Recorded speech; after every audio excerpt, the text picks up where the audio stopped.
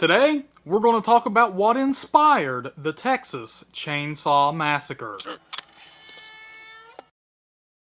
Now, it is true that the Texas Chainsaw Massacre was partially inspired by real-life killer Ed Gein, but that's not what this video is about. Still, if you want to know more about Ed Gein, you can check out some of my previous videos I did on him, which I'll link to in the description.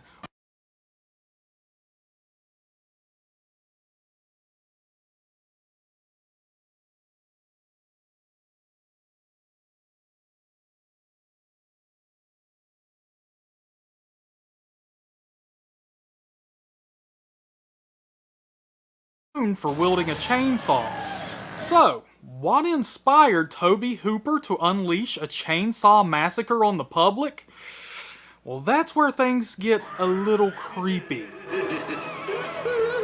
You see, it was around Christmas and Tobe Hooper was doing a little bit of shopping for the season. And he was in a crowded department store. Picture something like a Sears. There were thousands of other shoppers around him, and it was really starting to get on his nerves. He was making his way through the crowd and couldn't wait to get out. That's when he found himself in front of a chainsaw display. That's when something sinister popped into his mind. If he picked up a chainsaw and started that bad boy up, people would get out of his way pretty quickly, and then he'd be able to navigate his way out of the department store much more easily.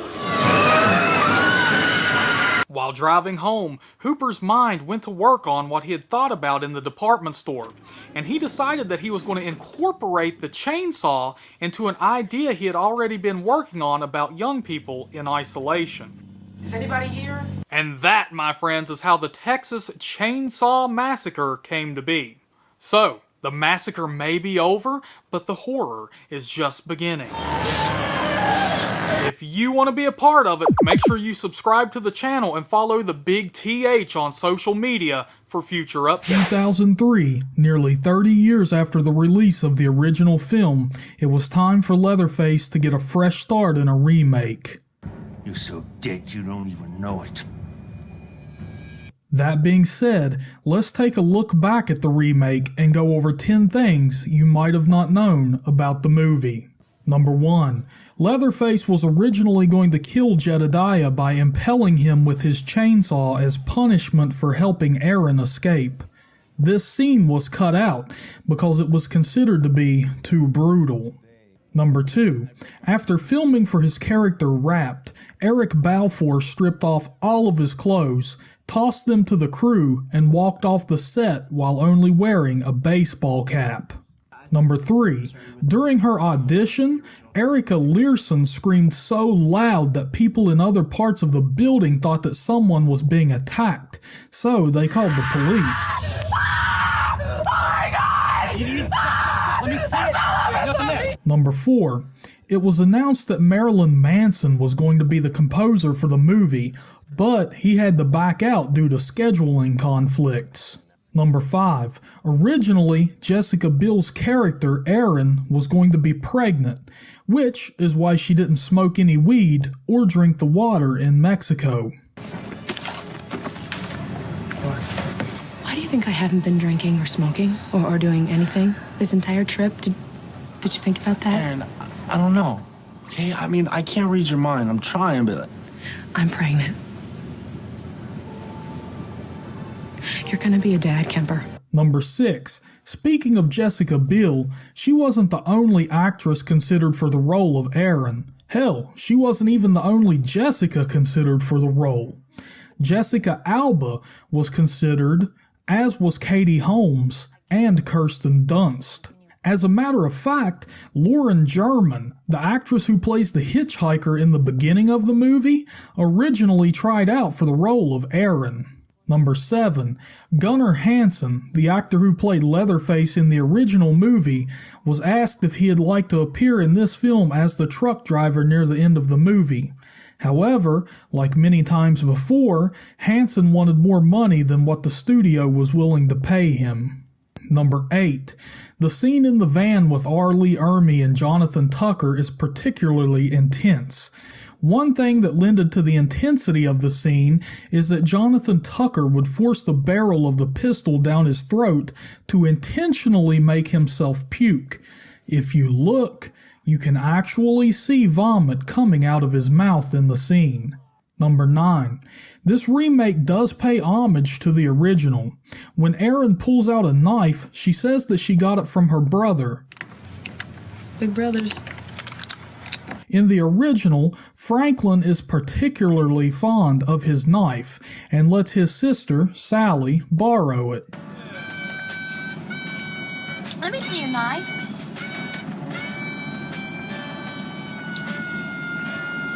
Thank you. Which she never returns. What are you doing? I can't find my knife. That knife will do you any good. He likes that knife, remember? When did you have it last? Well, I didn't have it last. You had it last. I gave it to you, remember? What'd you do with it? Well, I don't know. Didn't I give it back to you? No, I didn't have it when I got out of the van. You just never gave it back to me. All right, I'll look for it. Number 10. Dolph Lundgren was approached for the role of Leatherface, but declined, saying that he would like to spend more time with his family and couldn't accept any roles at that time. Tobe Hooper's The Texas Chainsaw Massacre is one of the most infamous movies of all time, and is also known for being one of the most successful independent films of all time. It would serve as inspiration and pave the way for other indie filmmakers around the world. However, a lot of things went on behind the scenes for this film to get where it's at today. That being said, let's take a look at some things you didn't know about the Texas Chainsaw Massacre. Number 1. Art director Robert A. Burns went on to work on several notable horror productions. He famously reutilized props from the Hitchhiker's Bizarre Sculpture collection as the Jupiter Clan's tribal decorations in The Hills Have Eyes. He would also work as art director on Tourist Trap, The Howling, Full Moon High, Microwave Massacre, and Reanimator. Number 2. While shooting the dinner scene, Marilyn Burns was actually cut on the finger when Leatherface cuts the tip of her finger to feed Grandpa. Gunnar Hansen admits to being crazy at that point in filming and wanted to get the scene done with. Therefore, he took the tape off of the knife blade, which was used to keep the knife dull, and actually cut the tip of her finger. Number 3. While the Texas Chainsaw Massacre is often entirely attributed to the true story of Ed Gein, the idea for a killer using a chainsaw for a weapon came to Tobe Hooper while he was Christmas shopping of all things. He was in a crowded store and thought how convenient it would be if he could cut his way through the crowd with a chainsaw. Number 4. Gunnar Hansen wore 3-inch heels so he could appear taller than his actual, already formidable height of 6'4". This caused major issues for him while filming, as he would constantly hit his head on set pieces. Number 5. Gunnar Hansen didn't like Paul A. Partain while shooting the film. However, he found out that Paul Partain was a method actor and was just staying in character the whole time on set, which was very annoying. The two would meet again years later and become great friends. Number 6. Had the film's events played out in real life, Sally Hardesty may not have been so lucky. While filming the movie's 2 extended chase scenes, it became clear that Gunnar Hansen was much faster than Marilyn Burns, even despite toting a chainsaw along with him, and had to repeatedly slow down in his approach. Number 7. A couple different titles were kicked around before ultimately choosing the Texas Chainsaw Massacre. The original working titles were Head Cheese, Leatherface, and Stalking Leatherface, which sounds kind of silly, like it could be a modern-day romantic comedy. Number 8. The narrator at the beginning of the film, John Larroquette, says that he was paid with a joint for his participation. Number 9. Despite seeming entirely inarticulate, Leatherface's grunts and mumbles are actually listed out as lines in the script. Not that they're any more understandable that way. Number 10. Despite being one of the most recognized horror films of all time, and its major financial success, the total amount of money the film grossed will never be truly known. In addition to this, the cast and crew never saw any of the profits or received the amount of money they should have gotten. Unfortunately, the original distributor for the film was Bryanston Distribution Company, which was ran by the Mafia. The Texas Chainsaw Massacre and the Bryanston Distribution Company was only used as a front to launder massive amounts of money that the company had made off of a porno, Deep Throat. Basically, the company only allowed enough money to come through to pay off the investors, and they gave the cast and crew a whopping $405 each. Eventually, the mafia man behind the operation, Louis Butchie Periano, would get busted for his shady dealings for Deep Throat. The cast and crew for Chainsaw sued him and got a little bit of cash out of it, but it's nothing near what they should have earned off of the film. And that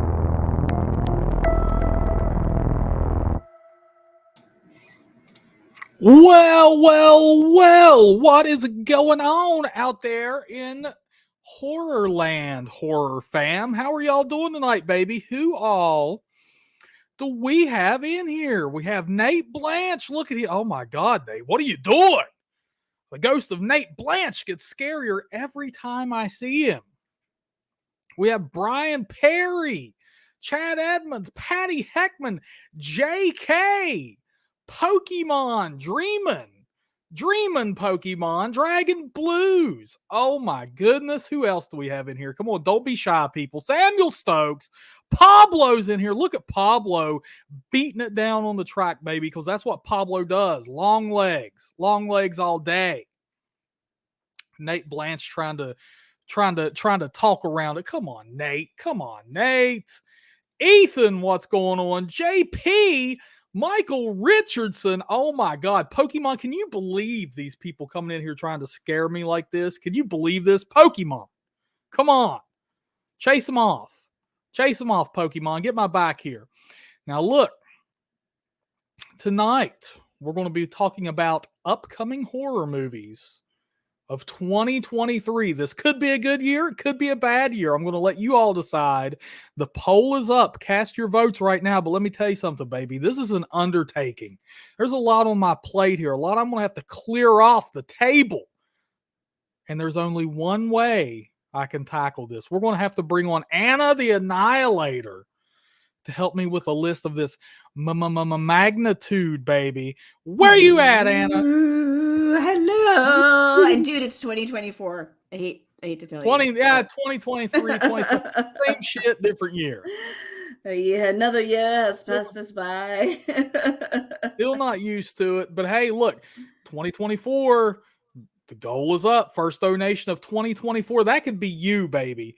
Chad Edmonds was our top supporter of 2023. He clinched the number one spot by the end of the year. Who's going to take Chad? 2024? But man, oh man, do we have our work cut out for us today? Look at Chad. Chad celebrating being a channel member for 5 months, baby. Hi, Chad. Listen at this. Come on. What is this? This amateur night? Chad saying Chad used his 5 months membership celebration to throw shade at me. Look at him. At least he brought the talent. Diana, look at that. Come on. What am I over here, man? Head cheese? Come on. Chopped liver. Oh my God. Yay. I'm telling you. Brian Perry, it's okay you don't have your glasses on. Let me tell you what, man. I got my first 20 minutes of the morning started today without my glasses on. I realized I had left them in the bedroom. Yeah, you almost left the house. You were like, what? What? I don't have my seeing eye glasses. Come on. I can't see. Help me see. Look at all those members out there supporting the big TH baby with their custom TH emojis. Go ahead and throw them down, people. Celebrate your memberships anytime you want, and we'll read them out. But I hope they're first, all ready for the first members only live stream of 2024. yes, I scheduled all members only live streams. They're scheduled up now. It's going to be the last Friday of every month. Members get an exclusive live stream that no one else can see. No ghouls allowed. No ghouls allowed. Mm-mm. Yes. All right. Let's get it started. We'll be taking Ready? questions and comments as we go, of course. Cool. Let's do it. Let's get it started. So on February 8th, we're going to get Baghead. Baghead, people. Let that title sink in. Baghead. That's what they went Follows with. a young, yeah, right. Reminds me of Tater Sack Jason. I wish it was a Tater Sack Jason movie. Totally.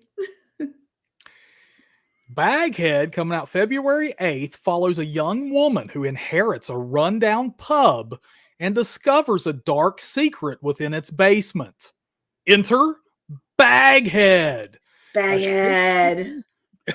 A shape-shifting creature that will let you speak to your lost loved ones, but not without consequences. There's always consequences, especially when speaking to your lost loved ones. Like always what do you in horror think? film. And I asked the chat this too. What do you think the consequences would be? Like, what do you think a good consequence would be for that? Like, of course, you're going to get somebody come in and like, you know, maybe like spoil some shit for you. Like, guess what? I've watched you take a shit for the last 10 years, kid. I died and turned out that's my thing. I like watching people poop. Yeah. Yeah. Yeah. Guess what? I almost kind of hope it's like, you go like old school and it's something like you lose a finger. Right. you have to pay with a pound of flesh, but it's gonna be, something horrible. You talk to your dead brother and now your kid is dead. I was hoping it was kind of like, I was kind of hoping it was like related to the relative though. Like, you know what I'm saying? Like what? What if like Baghead is like, what if Baghead pulls some bullish and it's like, oh, Baghead, I want to talk to like my dad or whatever who passed away when I was a kid, and then like some dude gets on there who's like not even your real dad. It's, well, I mean, who is your real dad? It's like, holy shit, mom was a hoe. Oh, so it's like you're finding out secrets you would rather not find out. Yeah, like yeah, because I've heard about people who like pay for like the like 23andMe or Ancestry DNA and stuff, and they get on there and they're like, wait a minute, I have sisters? Yeah. Right? Or oh, that fucked up doctor you told me about who was like the fertility doctor. Who's actually he was exchanging his sperm for, so like all of the patients that came into his fertility clinic bore his children and never knew it. Well, and then suddenly it came out and everybody knew it. It's horrible. Yeah, so could you could you imagine going to like a fertility clinic with your wife and, oh my God, you're so distraught you can't have a child together, and then this doctor's like, dude, I've got the miracle cure, man. You guys are going to have kids, and then it pops out looking like fucking typical Colonel Sanders looking doctor. Like, wait a minute. Wait a second there. What is this? Michael Richardson says, I bet the price would be either you die or become a servant to Baghead. Yay, Pokemon! Pokemon! Oh my God. Oh, Pokemon rose up out of her coffin to see Anna. Oh my God, Pokemon. To see Anna. What is this? The Hate Stevens show? No, come on. Everybody loves. They know that you already know that they love you. Right. Come on, I hope you do. Who knows? Let's see in the chat. Who knows that I love them and who loves me? Send those hearts my way. Let's. Yeah, I was gonna say they know that you know that they love you. I don't know. I don't know. They're being out. They're being unruly. And look at this. And I'm still sick. Okay, I'm over here trying to guzzle down phlegm with I made you tea. tea. I made you tea. Come on. Oh, look at DB coming through with the hearts and Yeah. JK and Brian Perry. There we go. Chad with the black eye. I see what you did there, Chad. Pokemon. Wow, I didn't expect that. Jeez. Oh, she loves her mugs. I know it, right? So, Chad, yeah, I agree with Chad here. He's like, so this is basically a vengeful Miss Cleo. Right? It sounds a little like, and it's also a monster, a shape-shifting monster. There's a lot going on with this one being. So yeah, it's going to be interesting to see what the price is you have to pay. Hmm. You know, Hmm. I just, you worry when something's just called, when a movie's just called Baghead. Yeah. It's like, wait a minute here. That's the best y'all could come up with is Baghead. Baghead. I'm a little worried. Samuel Stokes right here, close to my heart. Because Samuel not only sent me hearts, but he put a plus symbol in them. So it's like, I love you more. I love you. I like that, Samuel. I like that. And JP did it too. Oh my God. Yeah. Hattie Heckman gives me the purple and the ahead. flurries. Purple heart flurries. Purple heart flurries. JP's is the trailer for Baghead looks good. And we were pulling up trailers today and missed Baghead. How did we miss that? Totally. I don't know. So yeah, I don't know. We haven't seen it. Oddly enough, we were trying to do that and skipped them. We skipped Baghead for some reason on accident. Nate saying I'm a liar for saying I'm sick. Oh my God, Nate! I think Anna would heartily disagree with that one. She's had to suffer. I've kept her up many of nights with my hacking. Oh, Yeah, snoring. right. The snoring has been rough. The snoring, yeah. All of a sudden, I started snoring. Oh my God! Mm-hmm. Yeah, what do you think about that, Nate? I'm gonna come to the nether realm and boom, boom, boom. Yeah, so unless you want to start calling me a liar, Nate. Yeah, uh-oh. So, oh my God, Next JK film? says he saw Amityville Karen on Tubi. Yes. Holy shit. Even He says that? It can't get worse than that. Oh my God. I mean, you did it to yourself, JK. Anytime you see the word Amityville attached to anything, don't watch it. Just that is the safest bet you can make. Run. There's like a 1 in a 50 chance that it's going to be a good movie. 1 in 50, bro. Wow. It's low. That is low. Low. All right, babe. What do we got next? This one I'm gonna let you talk about because you're so excited for this one. Okay, I'm sorry, I'm scrolling up. Oh, Lisa Frankenstein on February 9th. It's a love story about a misunderstood teenager and her high school crush who happens to be a handsome corpse. After a set of playfully horrific circumstances bring him back to life, the two embark on a murderous journey to find love, happiness, and a few missing body parts along the way. Yes, come on. What? Yeah. Oh it God, looks so fun. Has anybody else checked it out? It's coming out for Valentine's Day. It's the horror rom-com of the year. Yes. You're going to make me go to this one. I can already tell. Yeah. Why not? We like Yep. It's starring Catherine Newton. Mm-hmm. Who we enjoy.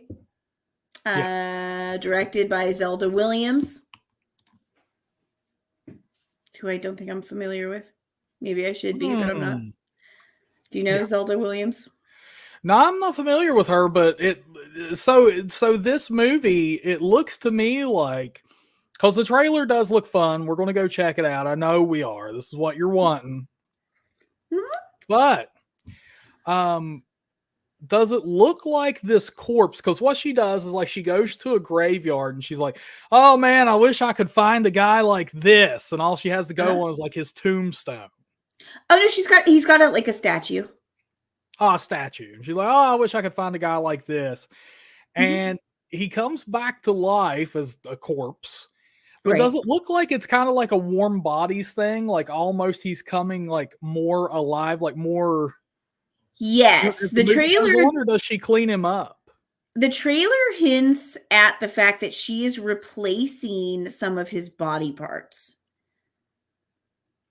So that might be what's bringing him back to life, or it could be they went with the warm bodies, and as they Mhm. fall in love, he kind of comes more and more back to life. Yeah. I don't know. We'll have to see. But that's definitely, yes, the trailer makes it look like he is, less and less decomposed. Yeah. Yeah. Okay. Yeah. So that one looks interesting. We're definitely going to check that out. That's going to be a Valentine's Day date kind of thing. I can see that already. Yeah, that's it. Yeah. Pokemon says she watched one of your favorite movies. What did you watch, Pokemon? Was it Poltergeist?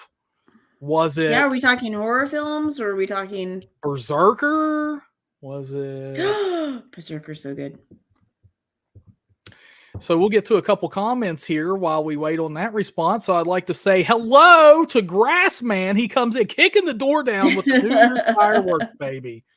Says, "What's up, everyone? Y'all missed the celebration of the hatching of the Grassman last week. What is that? Did you give birth to Grassman Jr.? I was gonna say, do we Is have there a little grass man? grassling running around now? What's up with that?" And Terrence Porter comes in saying, "Abigail trailer looks dope."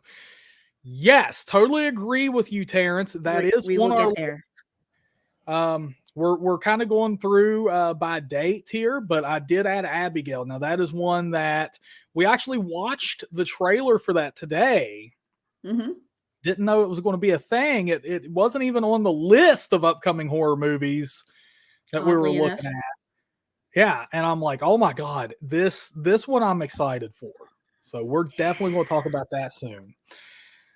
Nate Blanche says this isn't relevant. What's the stream tomorrow about? Tomorrow, I want everybody in here, and I want you on your A game, baby. Get your fingers warmed up. Do your finger calisthenic aerobics, because we're going to be doing horror trivia tomorrow, and I'm not talking about based around a certain movie. I'm talking horror trivia in general. Generalized horror trivia. So everybody will stand a damn chance. There will be picture trivia, questions, fill in the blanks, whatever. Okay. So show up for that. We're going to have tons of different questions for that. It's going to be great. And we're going to have a scoreboard again to see who the overall champion is. And that is tomorrow's bonus stream. And of course, we're doing a bonus stream tomorrow because I was sick and had to postpone last week's stream. So, yeah. And Jonas, what's going on, Brother Jack, dude? Glad to see you in here, man. I have special requested Jonas to come in tonight. Oh, hi, Jonas. Jonas has commenced, apparently. Commencing Jonas. The commencement of Jonas has begun. Michael Richardson, what did you say, brother? Pokemon says American Werewolf in London. Awesome. I love that movie. Yes, she does. Yeah. Like ever since I was a kid, oddly enough. Yeah, for sure. Yeah. Okay, so February 9th, the same day as Lisa Frankenstein, we're getting another movie here called Out of Darkness. A small boat reaches the shores of a raw and desolate landscape. A group of 6 have struggled across the narrow sea to find a new home. They are starving, desperate, and living 45,000 years ago. First, they must find shelter, and they strike out across the tundra wastes towards the distant mountains that promise the abundant caves they need to survive. But when night falls, anticipation turns to fear and doubt as they realize they are not alone. Terrifying sounds suggest something monstrous at large in this landscape, something that could kill or steal them away. As relationships in the group fracture, the determination of one young woman reveals the terrible actions taken to survive. It's a caveman monster movie. Oh my god. Caveman monster movie. So, and a period piece.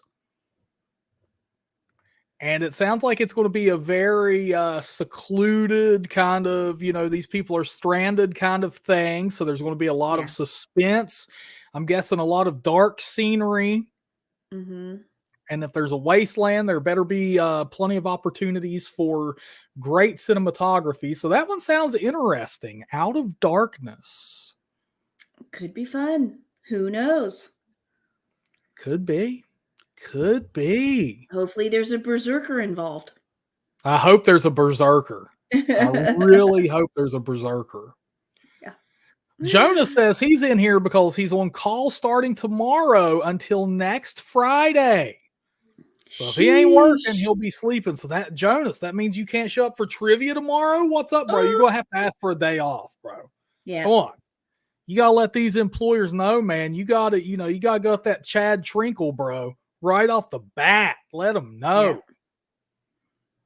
This is what my expectations are, bro. Talk horror all day, every day. 2-time back-to-back streaming on YouTube champion you're looking at right here, baby. You got to be there. Right. That's right. Got to be there, Jonas. Michael Richardson, yes, we're going to be talking about Blood and Honey here very soon. Well, no, we're not. I decided not to include the Winnie the Pooh sequel. But we are about to talk about something that is adjacent. If you want to take this one on, Anna, and you can kind of give the rundown of how this has even happened. Okay, well, I'll start with the movie. It is Mickey's Mousetrap. Comes out March 2024. It's Alex's 21st birthday, but she's stuck at the amusement arcade on a late shift. So her friends decide to surprise her. But a masked killer dressed as Mickey Mouse decides to play a game of his own with them, which she must survive. It looks terrible. And it's happened. It's happened because on January 1st, 2024, Mickey Mouse became went public, basically. They have lost their copyright to the original Steamboat Willie Mickey Mouse, the old school Mickey Mouse. I think it's going to be great. I think after all these, 100 years of Mickey Mouse being forced to be this nice guy, he's finally going to break through those chains. No, I hate it. It's dumb. I think Jonas knows what I'm talking about here. I think Mickey Mouse has seen many years of the decay, Jonas. And, he's just going to break free, bro. He's going to go wild. Mouse has gone wild, What was their tagline they kept saying? Like, oh, the mouse is out. The mouse is out. Yeah. Yeah. Yeah, I don't get it. Is out. Like, I'm not gonna watch it. I'm not gonna watch the Winnie the Pooh one. Like, get out of here. Yeah, it's like, come on, man. Yeah. The decay, bro. There we go. Yeah. JK says that the Mickey that was actually kind of scary was the Steamboat Willie. Grassman sounds intrigued. He says, I don't know about this one. This one actually could be good, Anna. No, that's not what he's saying. He's like, I don't know about this. I think it's more like that. Which is more accurate? If you've seen the trailer is yikes. Yeah, the trailer is it's about as good as that description there. It's about as well put together as the description we read off of the thing. But I mean, hey. Yeah. Michael Richardson really enjoyed the Winnie the Pooh one. It's, for me, it's not about like whether or not, because I can't discuss whether or not it's a good movie because I haven't seen it. It's more about the fact that I'm not going to. It's like a principle of the matter for me. I adore Winnie the Pooh. Yeah. I have no desire to see him murdering people. Like none. Like, get out. Yeah, Chad agrees with you. He says the trailer is garbage. Chad, let me ask you the this. Mickey Mouse one? Yeah. Chad, break that trailer down for me. Like, what were some of the worst points about it? Because, like, the editing of that trailer was particularly bad for me because they would try to, like, have impactful moments where it's supposed to jar you and intrigue you, and you're like, oh my God, this is action-packed. But the way they would edit it together, it was like they had lingering moments in the trailer to like, and it didn't work. The pacing was pretty bad. But yeah, you never know. We never know until Mickey Mouse is finally getting he's finally out. Sometimes they just hire the wrong person to make a trailer. So you never know. The mouse is out. So next up, we have another Blumhouse offering here, folks. March 8th, we're getting Imaginary. Oh. When Jessica moves back into her childhood home with her family, her youngest stepdaughter, Alice, develops an eerie attachment to a stuffed bear named Chauncey she finds in the basement. Alice's games with Chauncey becomes increasingly sinister, and Jessica intervenes only to realize Chauncey is much more than the stuffed toy bear she believed him to be. So this one... you lost me at Blumhouse. With the Blumhouse offering. But we saw the trailer for this one as well. There's certain things that come to mind when Blumhouse productions are brought up. You can guess what story's going to look like. The cast is going to look like this, that, and the other thing. But Blumhouse recently has really gotten into the... what would you call almost like, not like the relics, but like there is a clear like focal point. I can't believe I'm brain farting on this word, but like Megan, like the meme of the movie almost. Right. Yes. Like Megan and how Megan became a meme. Then you had the black phone and you had that mask. Like they have like a specific focal point, and now they're making movies centered around a single artifact or a focal, like, well, this is a scary mask. How can we make a movie centered around this mask in and of itself? Five Nights at Freddy's, you have the animatronics. Megan, you had the robot. This Chauncey, the teddy bear. Like, yeah. That's become their new shtick. And so this essentially looks like supernatural horror films, particularly from, what would you say, early to mid 2000s, when it was real popular for a kid to become obsessed with their imaginary friend. And then the parents have to go through the realization, Pennywise is... Why were there suddenly balloons through your screen? Apparently, if you do the peace symbol, that's one of my... I want to do it. How come that stuff doesn't work for me? I do it twice. What's it do? Here we go. We get confetti. So I was like totally distracted now. I apologize. Yeah. Yes. Yeah. That was what I thought. I was like, this was really kind of a very popular horror film trope like 10, 15 years ago.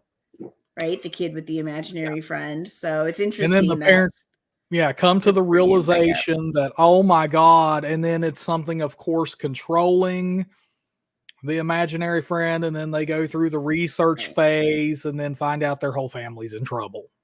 Right. Right. Like, and I think like that's the trailer made it seem like that's very much the concept of this. There is no such thing as an imaginary friend. Like it's never a child's imagination. It's always some kind of entity that has attached itself to the child. And it's like, Yeah. okay.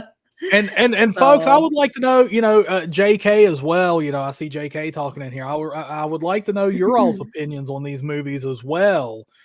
What do you think? Because if you've seen the trailers or I'm reading the descriptions to you, like, what do you guys think? You can throw out a thumbs up, thumbs down, whatever. But what do you guys think of Imaginary?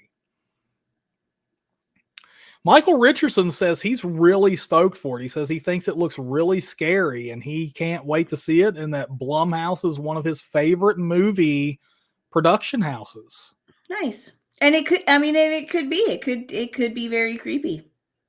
Yeah. I think like Patty watched some of these trailers with us, and she makes a good point. It's like as soon as you put a kid in it, it's automatically creepy. Like if there's something else already so disconcerting about having to watch a child go through something like this or whatever, that it's there's an inherent scariness about it. Watching a child go through stuff like this. So there's that too, Yeah. Chad, could you please resend that? He had a comment on the Mickey movie. I did not catch that. Brian Perry is saying, though, however, for Imaginary, he's going thumbs down on this one. Like, come on. JP is saying it looks too much like Five Nights at Freddy's. He's not a fan of that. Yeah, like we just had a creepy teddy bear. Let's not have another creepy teddy bear. Yeah. I gotcha. Grassman says, what's the best way to send you pics of us wearing your merch at a creepy location? Let me throw you this on the screen. Send me an email there, brother man. And I will check it out. I'd really appreciate that, dude. Thank you for the offer. I'm really concerned though about this creepy secret location. Is it your bathroom? What's going on, Grassman? Come on. I know. I don't trust this man. I was going to say, I trust Grassman more than that. So yes, Grassman, contact@talkhorror.com. Yeah. We'll put you in contact with me, brother man. Yeah, so Chad says for the Mickey movie, he says he went back and we rewatched the trailer. It's basically Disney meets Scream meets Five Nights at Freddy's. Mm. Yeah. Oh, Michael Richardson is like, don't no looking down at Five. We're not. People in here love Five Nights at Freddy's. They're saying they don't want to see something that looks like a ripoff of Five Nights at Freddy's. That's what they're saying. Yeah. JK says it's Blumhouse, so he didn't even watch the trailer. The Black Phone was the only Blumhouse film he thought was good. Nice. Okay. So he's not falling for the Blumhouse shenanigans. Shenanigans.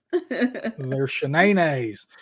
It's tough for me because I know that there's a lot of like early Blumhouse that I did really like, and I get like now they're actually making movies, and when they first started, they were acquiring movies, which is very different. You know what I mean? So I'll say that I liked a lot of the movies they acquired when they were starting out as a production company. So, all right. Do you want to do the next one? I can. Okie dokie. All right. On March 22nd, we have Late Night with the Devil. The film finds 1970s talk show host Jack Delroy on his last legs, wrung out by personal tragedy and in need of a ratings win. His plan to feature as a guest a young girl who is allegedly possessed seems like a Halloween night layup until the cameras roll and all hell literally breaks loose. Now, this one, we did not find did we not find a trailer for this one either? We didn't find a trailer for this one. I didn't see one listed anyway, but I'm interested in this one a little bit. I think it has a cool premise, but I think the reason why it like intrigues me so much maybe isn't just the premise. It's the fact that it reminds me of like a Tales from the Crypt episode. Yes, I can see that. Totally. You know, because they had I believe it was called House of Horror or Television Terror. Television Terror, I think, where like the late night talk show host or whatever is doing whatever he can to drum up ratings, and he goes to a house where this woman was taking care of people and she was actually killing them and collecting their government checks or whatever. And it turns out that the house was haunted, and there actually was ghosts and stuff in there. So like that's kind of what this reminds me of, and I'm like, okay, I'm interested in this. Yeah, I think this is the type of like plot that really comes down to like how it's filmed, because it could go either way. Like it could be horrifically cheesy. Yeah. Or it could be yeah. really fun. I think you would end up really cheesy if what you go for is very serious and very dark. It's like you're not going to get that. Like that you're a 1970s late night show. Like you've got to go with the ridiculousness of that and kind of dig in, you know what I mean? Just own it. And I feel like Tales from the Crypt would have been like the perfect like format for this plot. Like I think you could have gotten like a really great Tales from the Crypt episode out of this plot. So yeah, it'll be interesting to see once a trailer hits like what it looks like. And yeah, Brian Perry says good movie idea. He's all over it. Yeah. Could be good, could be terrible. Billy Judd is saying, will Stephen Colbert be the protagonist in Late Night with the Devil? That's possible, man. Or we could get Coco. Oh. So Patty is saying, though, she doesn't think... Hopefully Coco. Hopefully. Patty is saying she doesn't think kids in horror is a good idea. Yeah, she says that, but she loved Poltergeist. Ooh. Especially with teddy bears, right?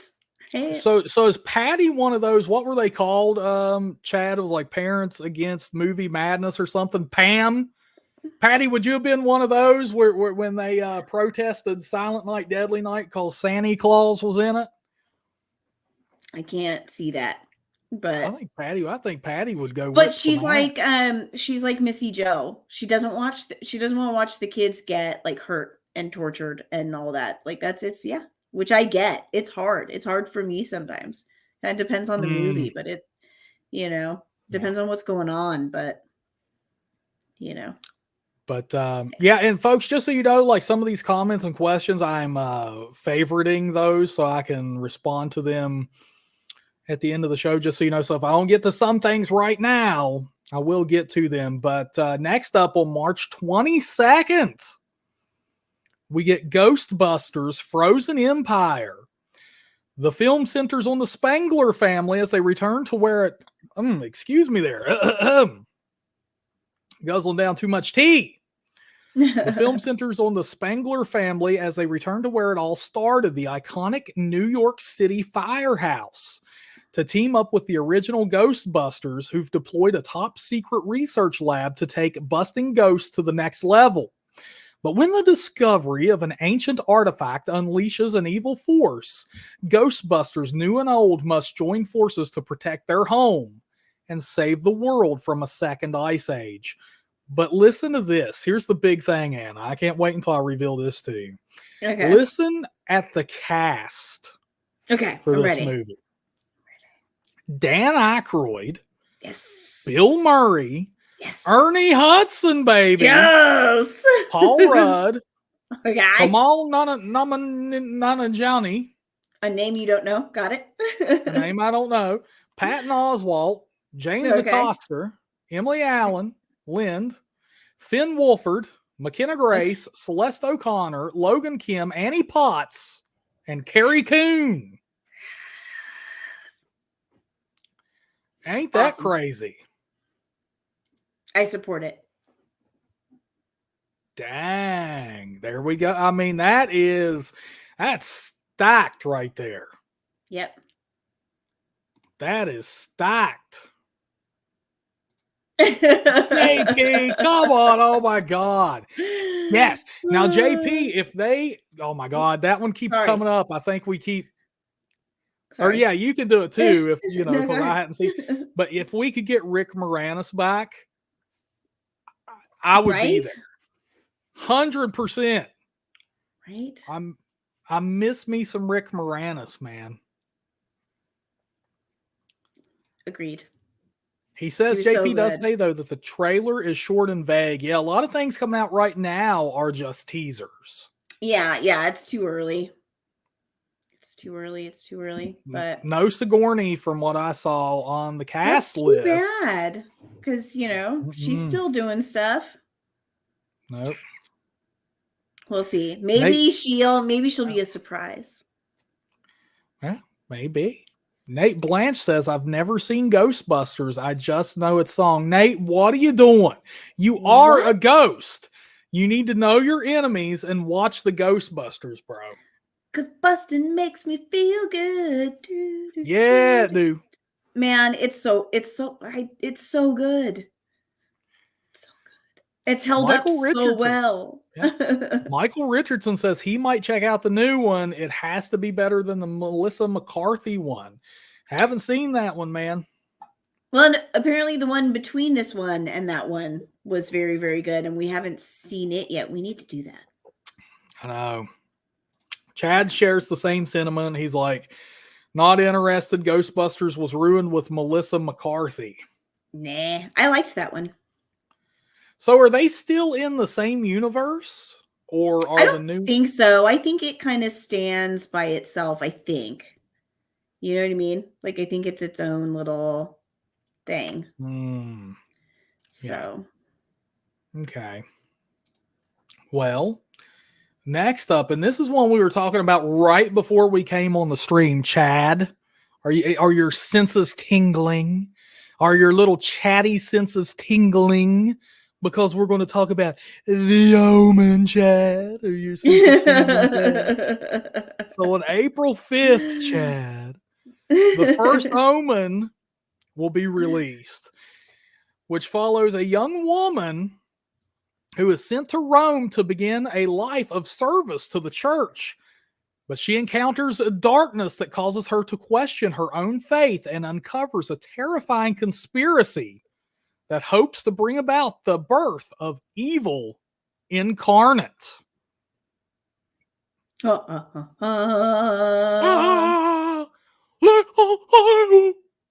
Yeah, so this one, I watched the trailer for it, and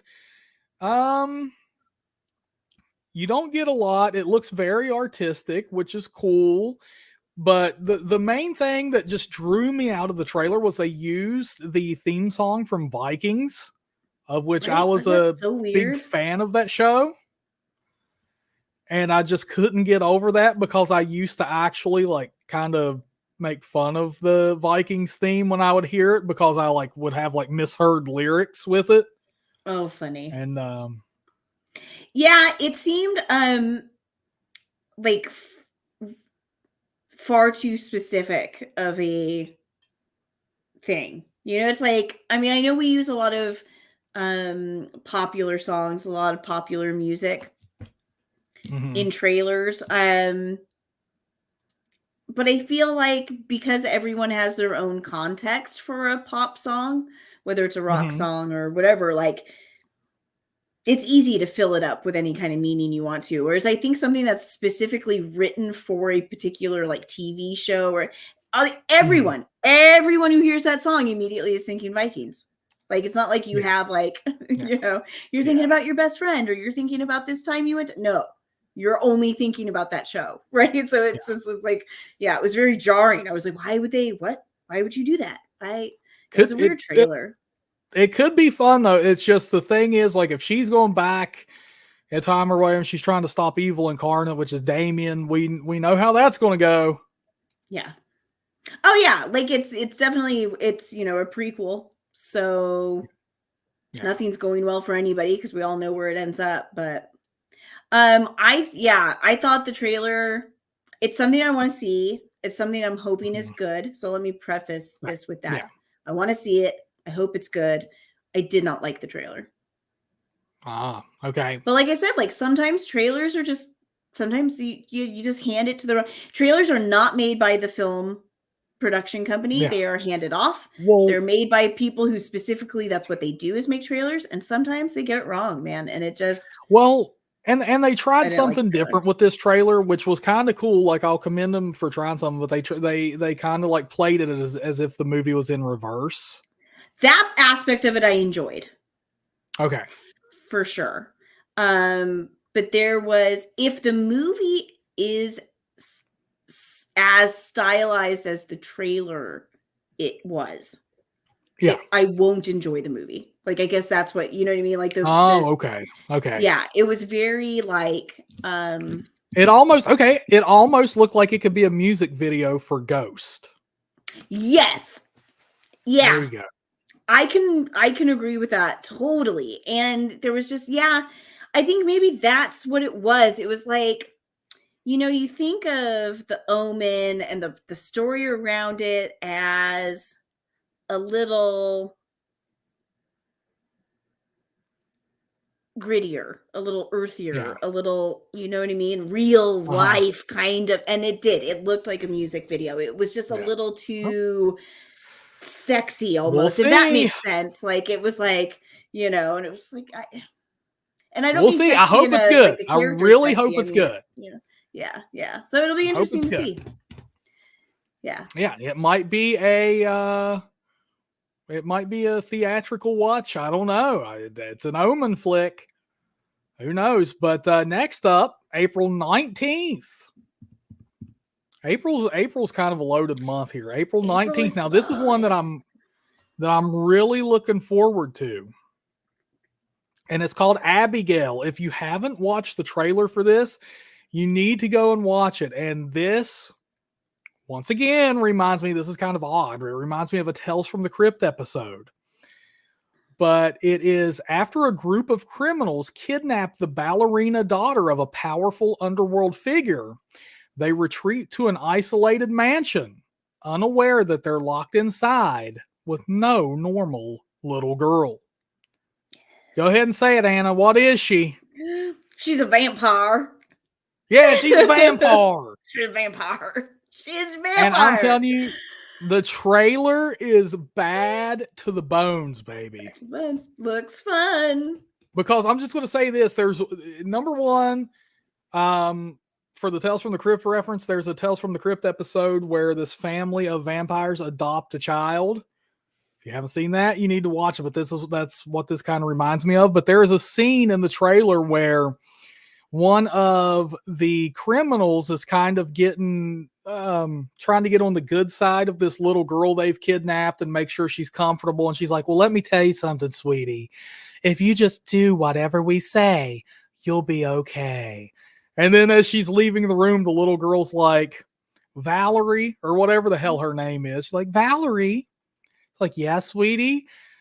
I'm really sorry for what's about to happen to you. I'm like, oh, hell yeah, dude. Like, and then it just goes off. Like, that's it. That's the moment the like trailer turns. And it's great. So this was like, we've had a couple of movies we've talked about tonight where the trailers are just like, it's not, it didn't make me want to see that. But this was a great trailer. Like, I immediately wanted to see that. I want to see the movie now. Like, if we could watch that tonight, that's what we'd be watching at night. Like, that's how good the trailer was. Like, it's a great trailer. Yeah. Yes. And then on April 26th, we have Return to Silent Hill for you Konami Silent Hill fans out there. The film will follow James, a man broken after being separated from his one true love. When a mysterious letter calls him back to Silent Hill in search of her, he finds a once recognizable town transformed by an unknown evil. As James descends deeper into the darkness, he encounters terrifying figures, both familiar and new, and begins to question his own sanity as he struggles to make sense of reality and holds on long enough to save his lost love. So that one... I could not find a trailer for. There's no trailer for it yet, sadly. No. Not even a teaser. There's like the director making an announcement or whatever, and that's it. That's all they've got. So I know nothing. Yeah. Except So I hope it's good. It sounds really dark. It sounds like it's going to be more loyal to the game, we'll say.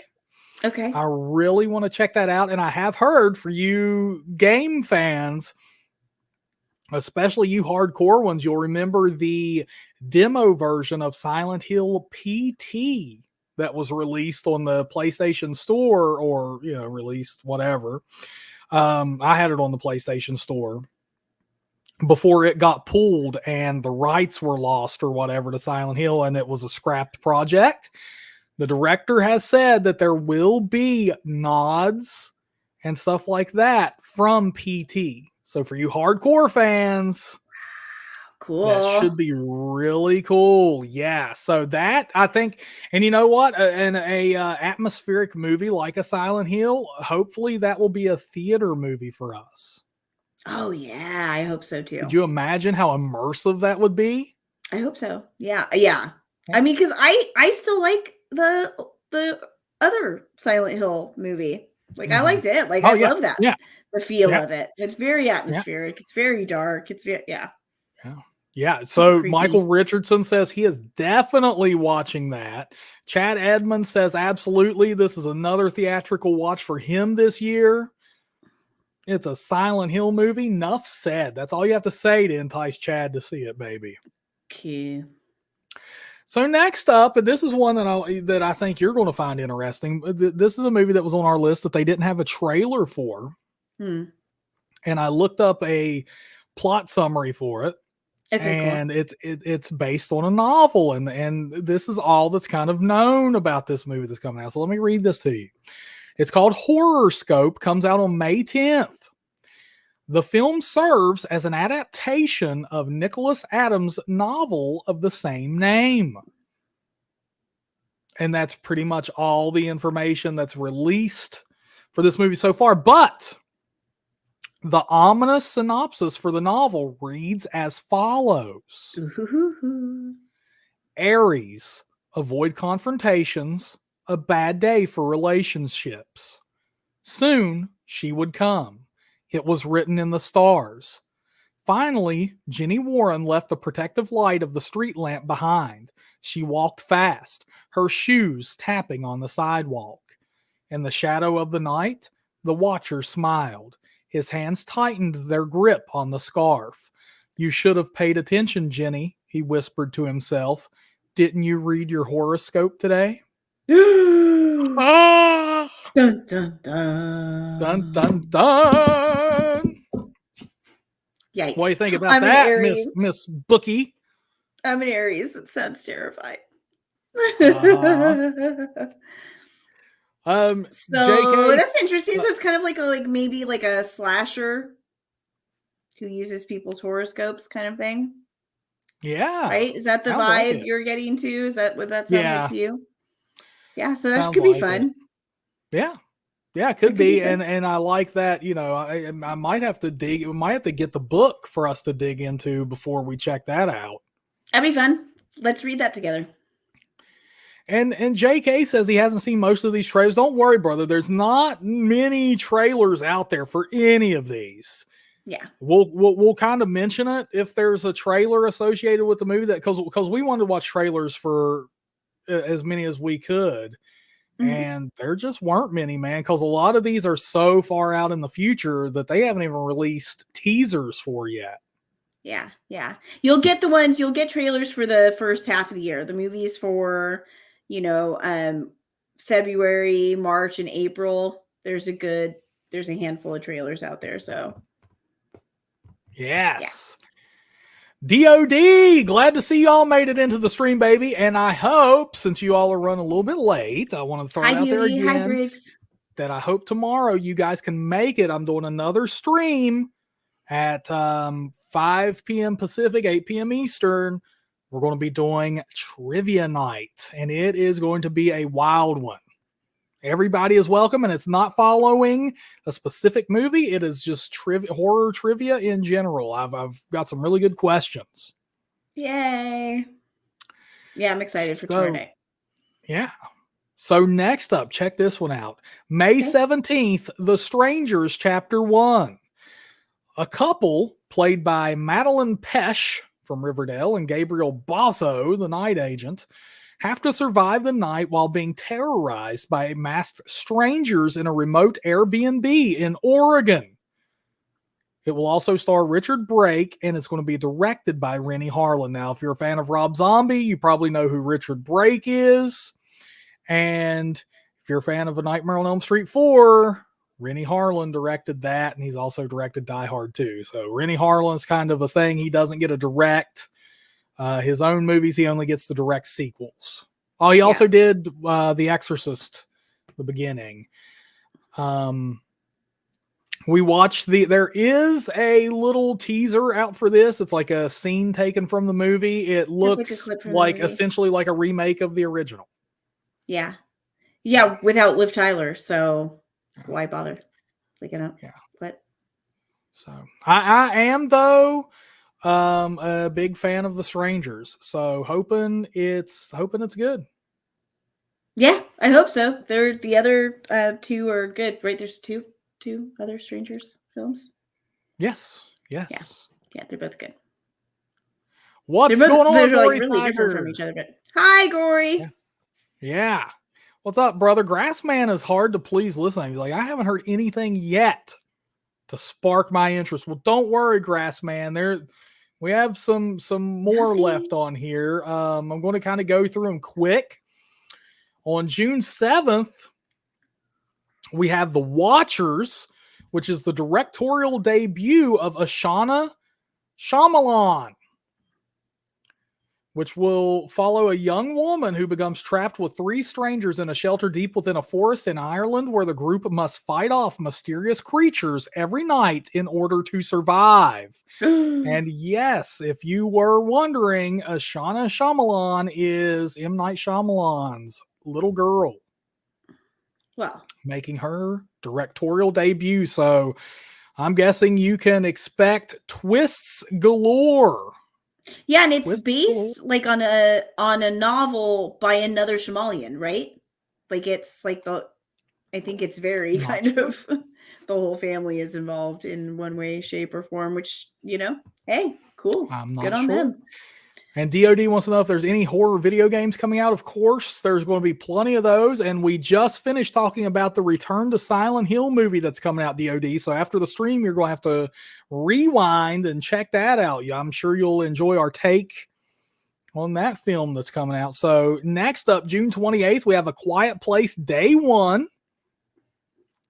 which will take us back to where it all began. We got another prequel there. I like prequels. I'll keep my fingers crossed. I do. And I don't and it's like, I think you said about that earlier. I think you were like, oh my God, that's going to be action packed. Should be, right? Yeah, should be. I mean, like, because in A Quiet Place, there's nobody. So what? Most of the human population got eaten by these things. So it's like, a prequel should be chaos. Like, yeah.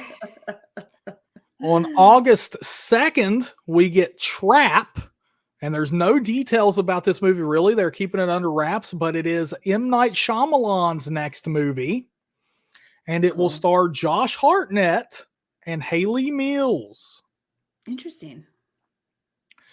On August 9th, Speak No Evil, which is an American remake of the 2022 Danish film starring James McAvoy. In the original movie, a Danish family visits a Dutch family they met on a holiday. In a tale of killer good manners, what was supposed to be an idyllic weekend slowly starts unraveling as the Danes try to stay polite in the face of unpleasantness. And apparently this movie was extremely brutal.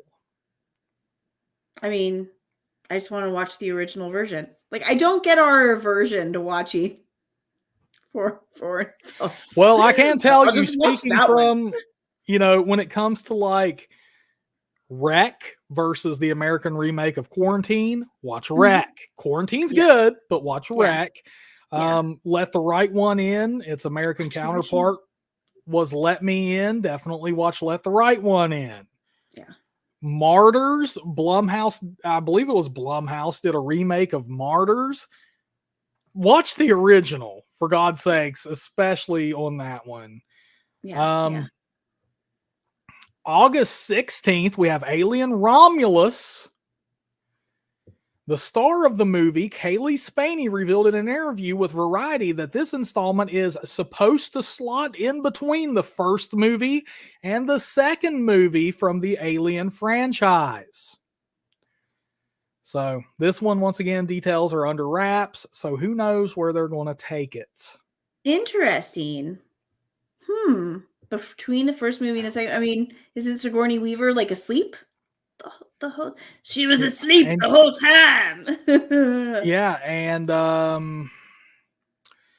yeah, I mean, I don't know. I didn't see where she was supposed to be in this one. We have some JP people said that, yeah, that she was. We'll see. But yeah, I'm not sure. That one, I'm not sure what they're going to do, but they have, what was it? She was asleep for like 50 some years or something, or how did that work? It was something like that. It was long enough to where her daughter, who was a child, grew up and died. So, yeah. Who did you say who was directing? Let's see, who is directing that? I can't remember who's directing it. I'm not after Prometheus and some of the, like, I'm just not, the Alien franchises kind of went the way of Terminator for me. It's like you had your run, man. And it was decades ago. I didn't hate Prometheus the way everybody else did. Oh, I don't know if it was like I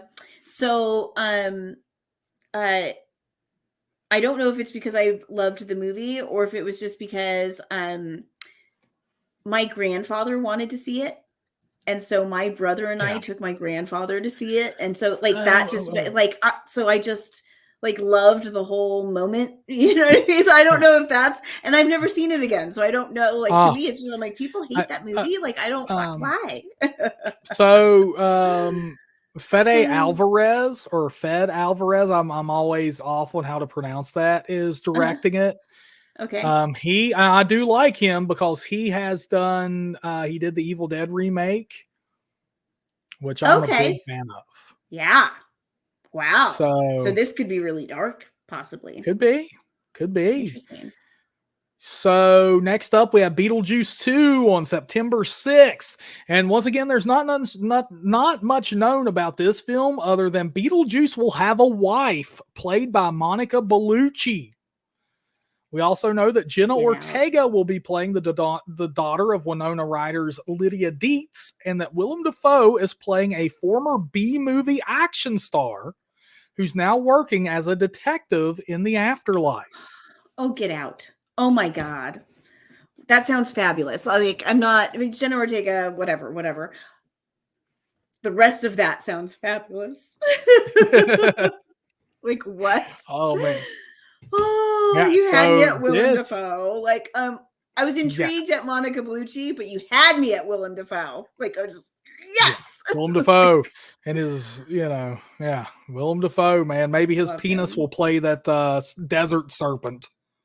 Oh God, that's so scary. Yeah. I got to explain that for the people who is like an inside joke. Okay. So I read an article to explain, so it's not like, oh my God, Steve's such a weirdo. Oh, he's super into Willem Dafoe's penis. Yeah. Oh my God. So, okay. I read an article a while back that just caught me. It was one of those stupid ass clickbait headlines like, this happened on the set of blah, blah, blah that turned blah, blah, blah. So I clicked on it. And it was a story about how on the set of Antichrist, Lars von Trier's horror film starring Willem Dafoe, and as you know, there's nudity in that film, they had to use a stunt penis for Willem Dafoe because he was packing so much heat, we'll say. He was so well endowed. He was so well endowed. He was swinging the hammer as one might say. That they had to use a stunt penis because it was scaring people. Well, and they thought like people wouldn't think it was real. They thought people would think it was, some kind of joke or some kind of what they wanted to be able to take the scene seriously, so they had to put in someone else's penis because his was too big. They didn't want it to like detract from the scene. Like that's all anybody could focus on was this giant thing, apparently. Like what? What? Yeah. So let's get a round of applause in the stream for Willem Dafoe. It's just know that every time you see him, he's swinging. He's His swinging penis the was hammer. Too big. Too big. What a compliment. For a movie that's already supposed to be very, I've not seen it, but it's supposed to be very disturbing anyway, right? Like it's. Oh my God. But Pokemon brings up a good point to segue us into the next movies. As she says, don't forget to like the live stream. Yeah, let's get those likes flowing in here. Yeah. Everybody gets so excited to join the chat, they forget to like the stream. We'll definitely have on most of our streams more people in the chat than thumbs up on the stream. So okay, and I'm going to get us through these. Okay. Next up, we have Witchboard, which is a remake of the Kevin Tenney 1986 film. Just met Kevin Tenney there a few months ago. And this time, college kids with an Ouija board, where that's going to go. The trailer, there is a trailer out for this one, JK. If you want to check that one out, I'm going to tell you, man, this one appears to be even more low budge than the original. Yeah, it's very like bad CGI heavy. Like, does that? Woo! Yeah. Next up, we have Maxine, the third installment of Ty West's bloody horror trilogy. Follows Maxine, who was the only survivor of the. Oh, sorry. Go ahead. I don't know what the release date is on this one. I believe they were in September or October. They're somewhere in there, I think. Okay, go ahead. Sorry. She is the only survivor of the bloody incidents of X as she continues her journey towards fame as an actress in the 1980s Los Angeles. We'll star Mia Goth, of course. Kevin Bacon, Halsey is going to be in there. Huh. Yeah. It's going to be crazy. That's going to be, that's one we'll be checking out. We're all about seeing what Mia Goth is up to next after the closing credits of Pearl, because kudos to anyone who can hold a smile, like an exaggerated smile for like 8 minutes. That had to kill her. Yeah, it was wild. With her not blinking, right? Like, yeah. Yes. Yeah. Yes, really... absolutely. Yeah. Before I get into the next one real quick, I want to ask JK, why did you walk out on Antichrist? And he says, thumbs down to remakes. He's not checking out Witchboard. And also, rest in peace, Tawny Katane. Yes, rest in peace, Tawny Katane. For all of you White Snake fans out there, she was like the original video vixen. Let's see. Smile 2 coming out October 18th. Plot details are currently being kept under wraps, but Parker Finn is returning to write and direct the sequel to his hit feature directorial debut. Smile became an unexpected smash hit for Paramount Pictures, leading to a first look deal for Finn. I mean, congratulations to a congrats. filmmaker having that happen. That's badass. Like, yay, kudos. But I didn't like it. JP is all over it. He's like, no, Smile sucked. Oh my God. And yeah, people, I would like to apologize once again. Both of us are not in the best of health right now, hence the postponed podcast. But hey, we're doing our best. I hope my voice is holding up okay. We're trying. We're trying our best. The later it gets, like the worse I'm getting. Okay, so I have two more. So okay. October 25th, we have Terrifier 3. In the third installment of Damien Leone's breakout horror film, Art the Clown is set to unleash chaos on the unsuspecting residents of Miles County as they peacefully drift off to sleep on Christmas Eve. I'm all over this one. Takes place on Christmas. The original one's brutal. He sawed a woman in half lengthwise. Can't wait, baby. Ugh. Oh my We're god. just gonna have to agree to disagree. Like I wasn't a dude, fan. Art the Clown is dressed up as Santa Claus. We gotta see it. Yeah. Come on. Yeah. Brian Perry here is going crazy. He's like, Smile sucked. And Grassman is saying, Smile? I'd rather watch Days of Our Lives. Which I think I would too. Like, legit. I was gonna say, which just goes to show you that Grassman actually watches Days of Our Lives. Like that. Yeah, he does. Look at Grassman. He's all over it. Oh my god. JK he responded to my why did you walk out on Antichrist? He said, I walked out after Sadie's character had his manhood smashed and started peeing blood. Ah! And then Pokemon says Anna has a beautiful smile. I can't believe this Pokemon. Come on, come up with a compliment for me, dang it. Leave me out in the cold over here. You have a beautiful smile too. And the last one on our list, and I know this is one you're pumped for, December 25th, Christmas Day, Nosferatu is going to be released. I want to be pumped for it. I'm cautiously optimistic. I can't wait to see, a trailer. I need to find out more about the director, things like I think if they go heavy, atmospheric, gothic, I'll love it. I'll be all about it. So it's the type of movie that I wish like Guillermo del Toro would direct, kind of thing. You know what I mean? It's like give me just interesting colors and gothic architecture and all. Yes. So yeah. So Nosferatu stars Bill Skarsgård as the blood-sucking Count Orlok.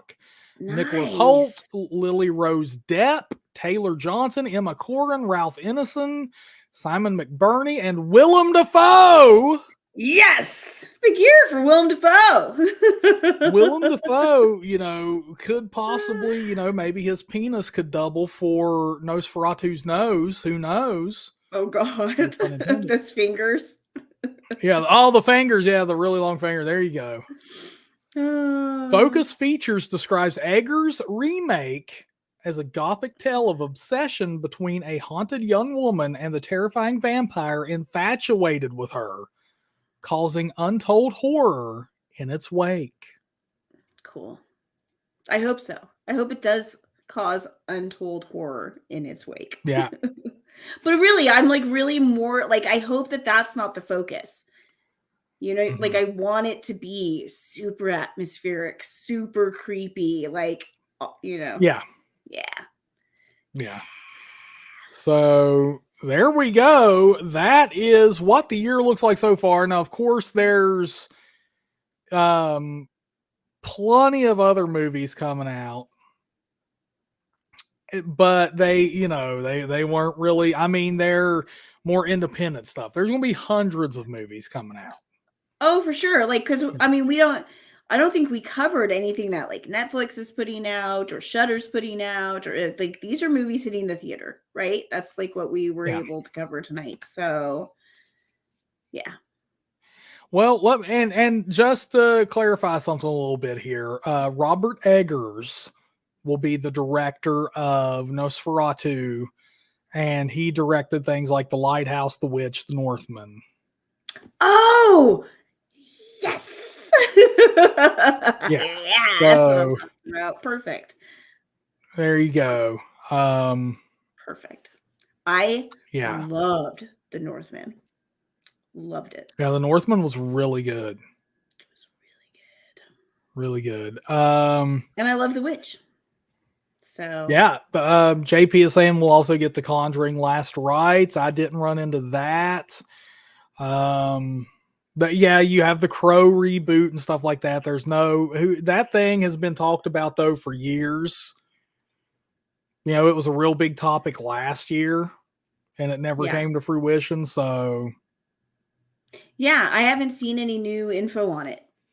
So we'll see. We'll see if that's actually going to happen. The Conjuring Last Rites, the only thing I was able to find on it was like fan made. So yeah. We'll have to wait. We'll keep you guys posted on what else we find, what else we see when real trailers come out. Mm-hmm.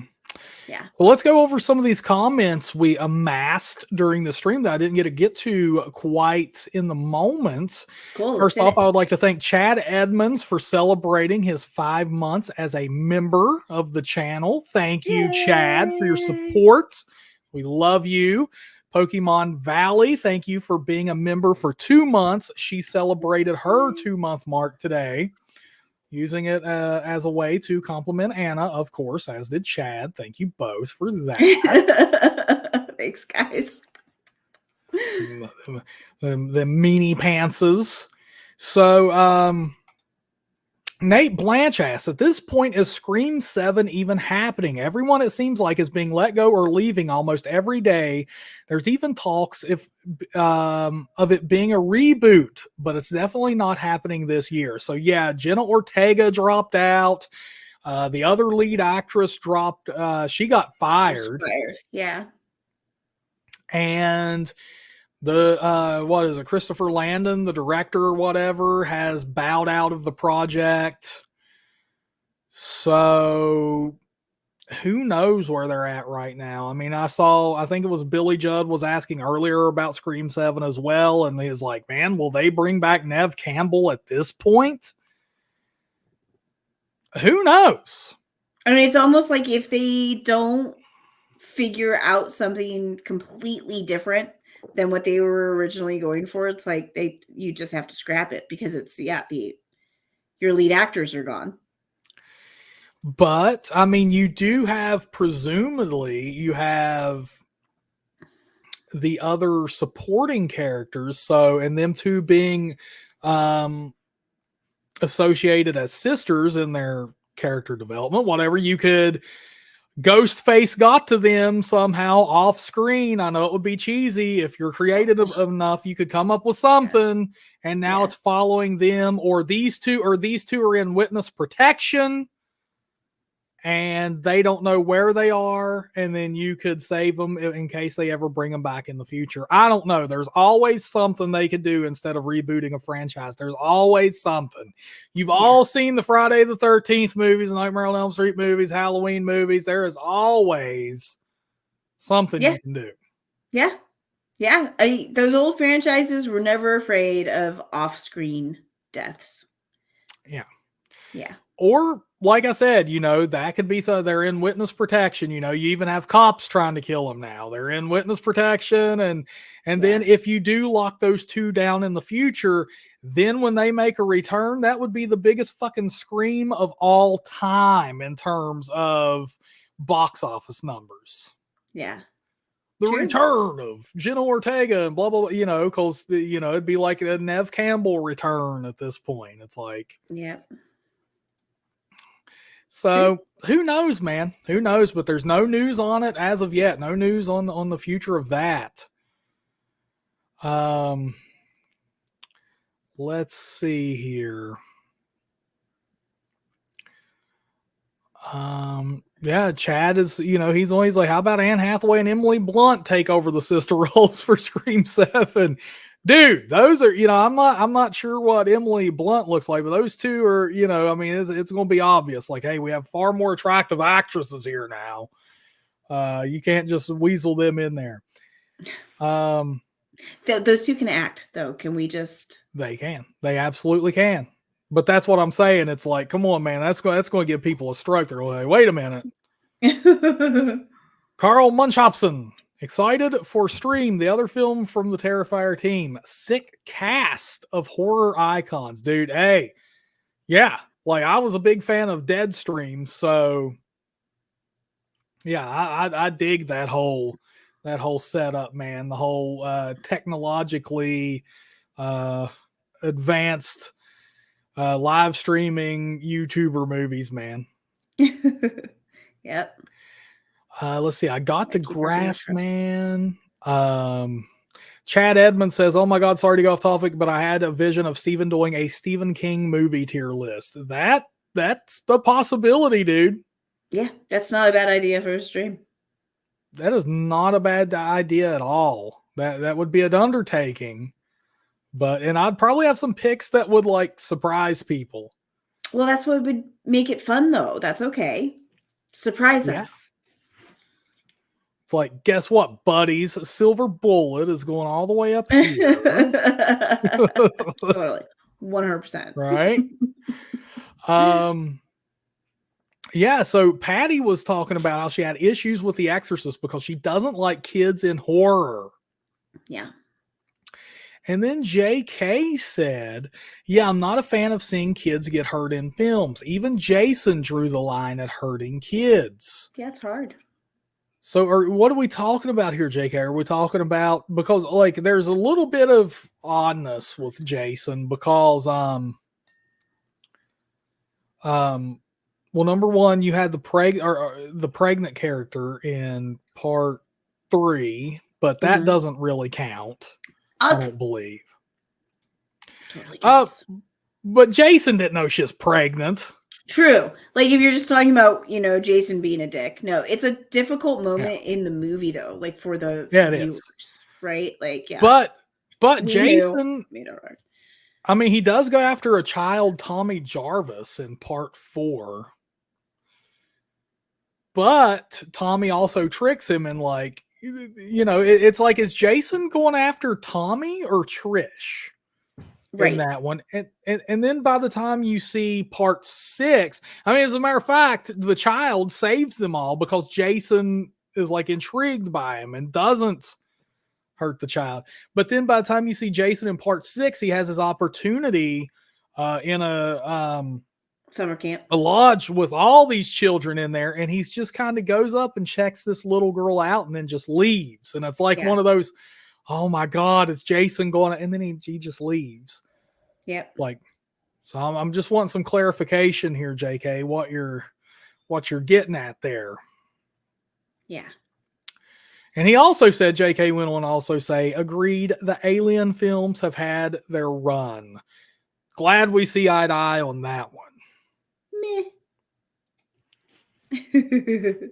Pokemon asking, is there going to be merch? New merch for this year? Absolutely. Of course.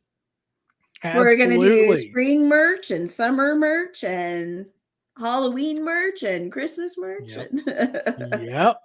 So be prepared. Be prepared for that. JK said, like Amityville Karen, don't let me be the only one catching that treasure. So if anybody ponies, I think I know somebody by the name of Mr. Dr. Briggs who might be his Huckleberry. Yeah. And go out and watch that. And Briggs, by tomorrow's stream, we want your opinion on Amityville Karen. Come on, Briggs. Don't leave JK hanging, baby. We need it. We need it, Briggs. Yeah. Yes. Yes, we do. We miss you and your chest hair. Yeah. Yeah. So, I like Grassman. He just comes in. He's like, the first 5 minutes of the movie, The Barn, a little girl gets a pickaxe to the head. Good movie. I'm with you, Grassman. Hey, doesn't bother me. Film. Yeah. Yeah. I don't think there's a whole lot that does, but yeah, there's like, we've turned off movies for me before because, yeah. Oh my God. Dr. Sleep really bothered you. Yeah. Yeah. I was crying. Was that a crying? Was I crying? We couldn't finish the movie. Yeah, I've seen it, but you couldn't finish it. You're like, I just can't do this anymore. It was the kid screaming. Yeah, and he wouldn't stop. Like, he just wouldn't stop screaming. And so I started crying, and then I was like sobbing, and yeah. Yeah. Yeah, it was, yeah. I can't. So that's, yeah. And Chad asks a question. Look at this. Now, this is a theory here, Chad. Chad, I want you to write a theory, and we'll do a theory video on this. Fan theory. Says, quick question. F-13 Part 6. Could that blonde girl, he's talking about the one that Jason's checking out in the cabin and that doesn't harm. He's like, could that have been Jessica from Jason Goes to Hell? Jason Goes to Hell. That would change the lore. That's a good question, man. Fan theory video. But there's a lot of blondes in Crystal Lake, man. That's true. A lot of blondes, but that could be a fan theory. I'm intrigued, Chad. I'm intrigued. Yeah. Oh my God! Look who we have in here. We haven't seen him in a I am coon's LMNOP. age. Where you been? What's Where you up, been, dude? bro? Pokemon is requesting Valentine's Day merch. Oh my goodness! Come on, Pokemon. We'll see. Maybe we could figure We'll something out. see what we can do. So last year's spring merch was definitely like Easter-ish. It's a bunny rabbit, with a butcher knife. So yeah, I mean, there's no reason why we couldn't lean this year's spring merch more towards Valentine's Day. You could, and you could do something like have a heart, and then as talk horror, the heart of horror.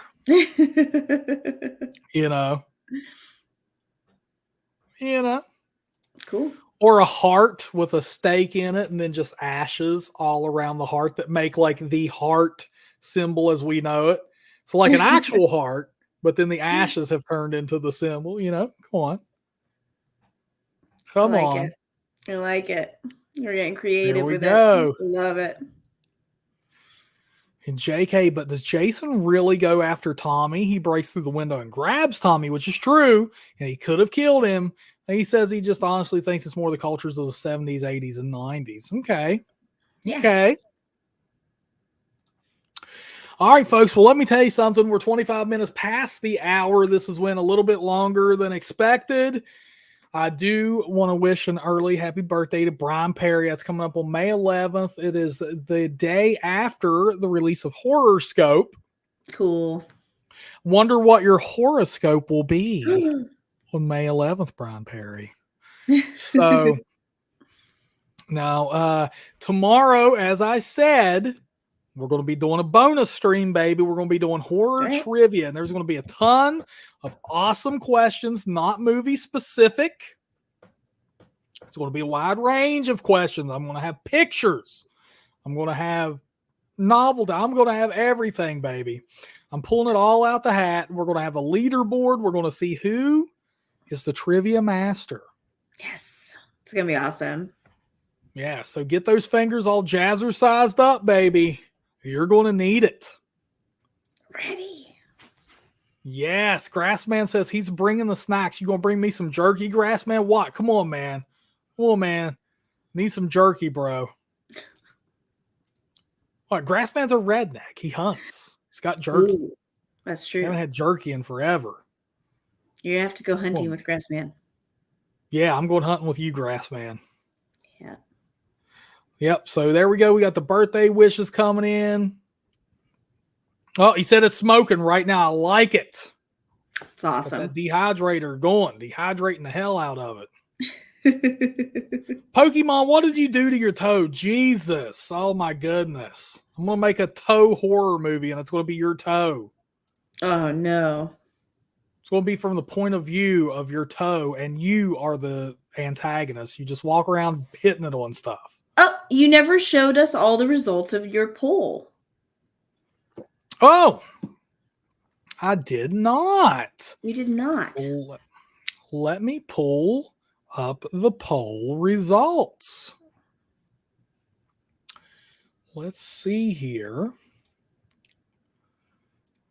It's a good thing when it's hard to find your own stream on YouTube. There we go. In poll, we had 24 votes. 83% said 2024 will be a good year for horror. Yay! I like it. I like the optimism. I'm all for it. I'm all about it. Heck yeah. All right, people. So we're going to get off here. We're going to get us something to eat, but I want to see all of you and more. Invite your friends for horror trivia tomorrow. Let's make it huge. Yeah. I want each of you to invite one person. If each of you invited just one person, then we could have like 40 people watching tomorrow. Come on. Ooh. Could be badass. Yep. All right, man. Until next time, my friends, look horror. Listen horror. Talk horror. All right, my friends, we love you. We'll see you all tomorrow. Horror trivia. Be there or be square, baby. Yay. Bye.